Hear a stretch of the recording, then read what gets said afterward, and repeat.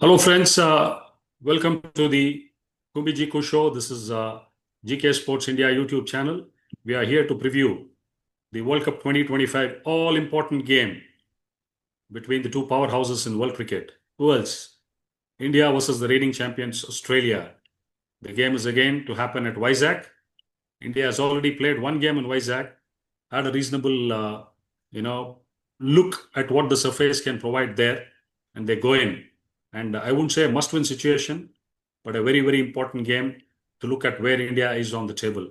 To discuss more about this game with me, none other than the founder of this channel, my good friend G. Krishnan, an avid writer.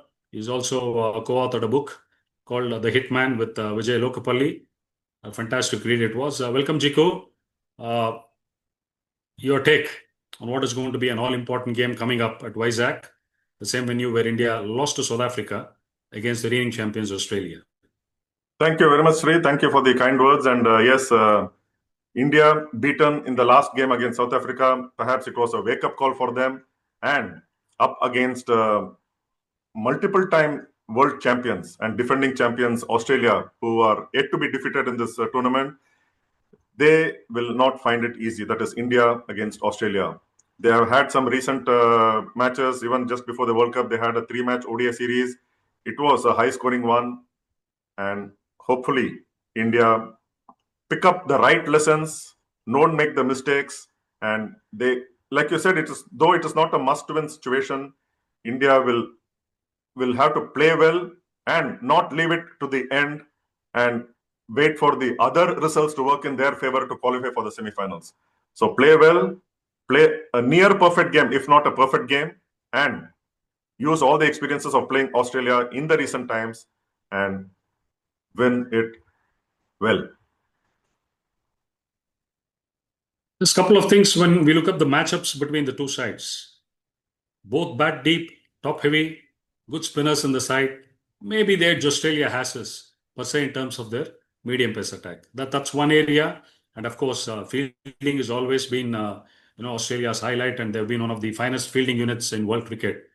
Both the sides, if you look at the recent games they've played, they have struggled at the top. It's been lower order rescues that has got them to respectable targets, and the spinners have done the job for them. Now, similar teams, as you said, numbers again is not that somebody I believe in. The past is all history. History is there to be rewritten. Now, going into this game, first up is, do you see any change in the Indian lineup? If so, what's the reason? And what is it that India as a batting unit needs to do to challenge this, mighty Australian unit? If at all India is looking at making any change, they probably will bring in perhaps the best medium pacer in Renuka Singh Thakur, who has been kept out of 2 of the 3 matches and played only 1 match because of the forced change due to Amanjot Kaur's illness. But that is the only change I foresee. If at all they have to strengthen their bowling lineup against a strong Australian batters. And India, they have been bailed out from poor positions in batting by the second half of their batting lineup. That should not repeat against Australia. Australia, yes, they are the team who will look at the openings in the opposition and just grab it. It's not like what South Africa did, having 6 wickets and then letting the partnerships build between Richa and the Sneh Rana and Richa and Richa was the main player in that game against South Africa. So if it was Australia, they would have found ways to keep Richa Ghosh quiet and perhaps bowled out India for much less total than what South Africa did, allowing India to score 250. So these are the areas that India have to look upon. And of course, their top order, especially the so much is being spoken about the quality of Smriti Mandhana, the captaincy of Harmanpreet Kaur, and what kind of batters they are. No doubt they are world-class batters, but then they are yet to fire. And if not now, it is not going to happen ever. I see the Indian batters learn from their mistakes from the previous 3 matches, their top order come good and they play responsibly, settle down, and not play too many shots in the air, not take too many chances. So this is what I look at, and hopefully they learn from their mistakes.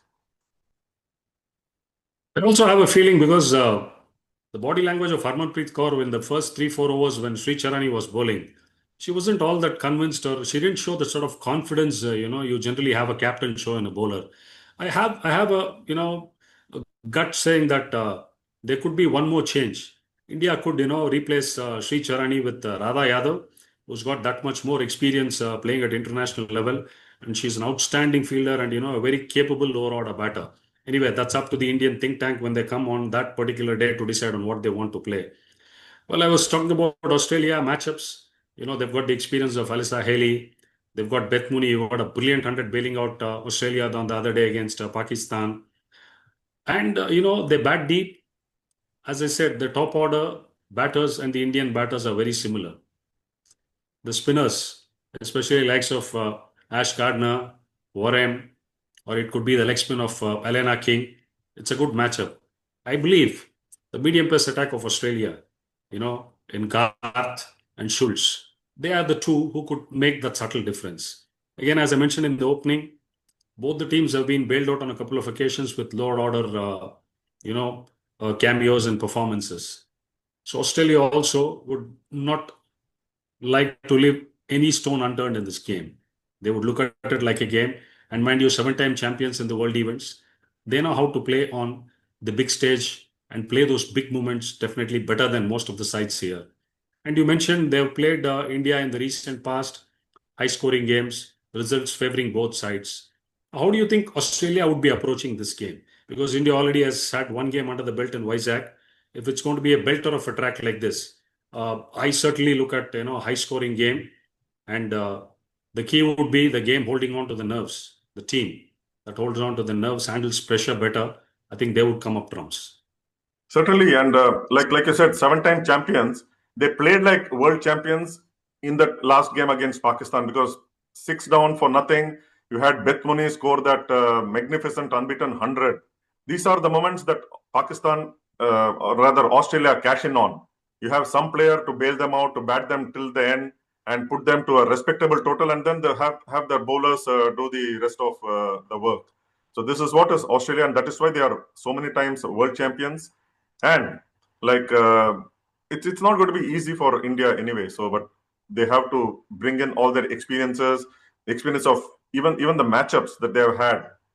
They will be cashing in on them. And Harmanpreet Kaur, she will be wanting to play a similar knock like she did about 8 years ago in that semi-final against Australia. But then those are very rare kind of knocks.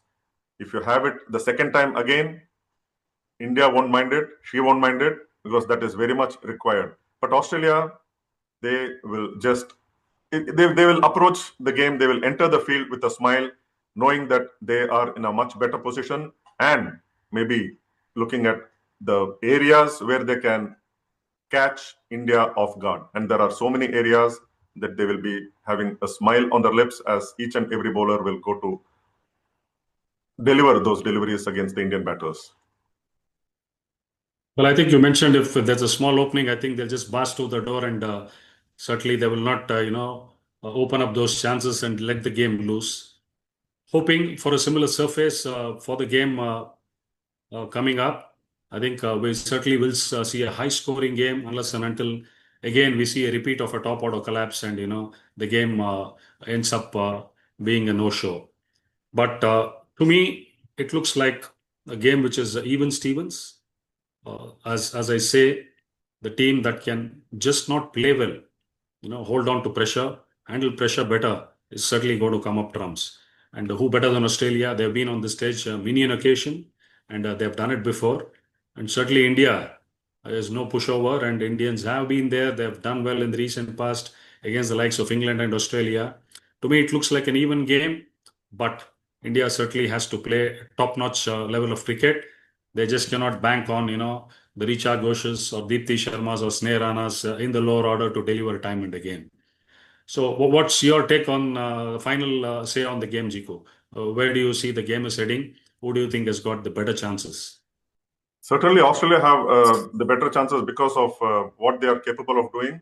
And in this World Cup so far, in the 3 matches that they have played, we have not seen Elise Perry make the big noises that she is known to. Perhaps she's waiting for the game against India and make a big contribution with both bat and ball. And India, if they play to their with their best playing 11, and that includes, like you mentioned, including Radha Yadav in place of, Sri Charani, and bringing back Renuka Thakur. Perhaps that will make it even a better contest. And I still feel Australia have the edge over India, but then India cannot be, like you said, kept far behind, especially on their own home soil. Through the pressure of a home World Cup and playing against, the reigning world champions, always that is lingering at the back of the mind. End of the day, what we look forward to is a good game of cricket, a good contest between bat and ball, two of the best sides in the world turning out. And what else? A Sunday, you would have a packed house, and obviously the noise made by the crowd will be very obvious whenever India picks up a wicket or there's a boundary or four stuck by the Indian batters. You'll always get to see that. Thank you, viewers. Eagerly waiting for the India-Australia match to start, and hopefully the result is on our side. And end of the day, as I mentioned, let it be a good game. Till then, we'll catch you on the review after the game is over. Stay safe. Take care. Goodbye. Thanks, Zico, for your insights as always. Thank you very much, Ray. Thank you. Bye-bye.